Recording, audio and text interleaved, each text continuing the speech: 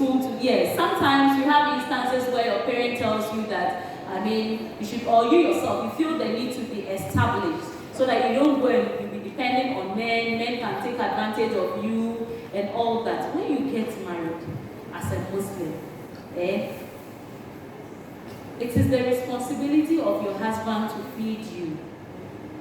It is the responsibility of your husband to clothe you. And it is your responsibility to also respect your husband and appreciate his efforts. Okay? And if you want to work and also have something on your own, you can ask for permission to do that. Okay? And if you study Islam and you be very honest and put white as white and put black as black, as a Muslim woman, Freemason is not allowed. So if you decide to work, you should work in an environment where there will be no Freemason. And when we talk Freemason, mixing, we are all females here, so there is no Freemason. So work in an environment where you won't have to be shaking hands with males or giving peg as good morning greetings. Yes. Or where you will be told that you should wear high heels compulsory. You should take off your veils compulsory. Work in such environment. Okay? But if it's, I don't know, sometimes you may need a lot of things. You may be very demanding as a woman. And those things your husband may not be able to take care of it. But that is not to say that don't be economically endowed as a woman. As a woman, you have to be industrious. Nana Khadija radiallahu anha is a perfect example for us. She was very industrious.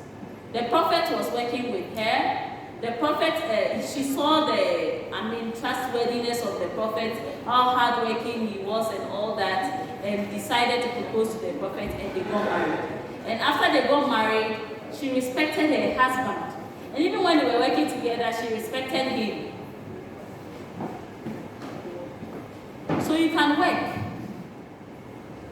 but there are rulings pertaining to the work, and it will take a whole lecture to talk about that as well.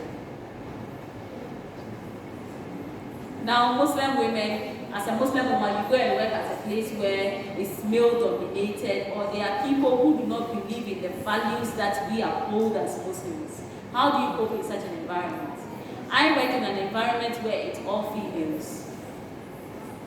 My school, as Fatima Farida Academy, we have separated male branch from females. So we have, our children from P1 to P6, there can be males around. But once you reach JHS1, you are moved to the male branch. And in my branch, they are all female teachers. So I interact with them over there. We work together peacefully, no abuse, up and down. We go about our own activities. But if you go to a place where you are vulnerable, it's not peaceful. It's not Islamic. We have to put white, we have to put black. It's plain, it's a such. If you want to do that of Allah. But if you happen to be in a situation, there has been instances where, if you look at the woman who corrected, Umar bin Khattab in the masjid when he was addressing an issue. How was it done? It tells us that to some extent, you as a woman, if you happen to be in a situation where, I'm not saying that it is allowed, I'm not an authority in Islam, and I'm not saying that it is allowed to work in a Freemason zone, to work in an environment where males and females, I'm just putting things straight, white as they are. Do you see? If you want to work in such an environment, then you should be very careful to ensure that you are doing things right.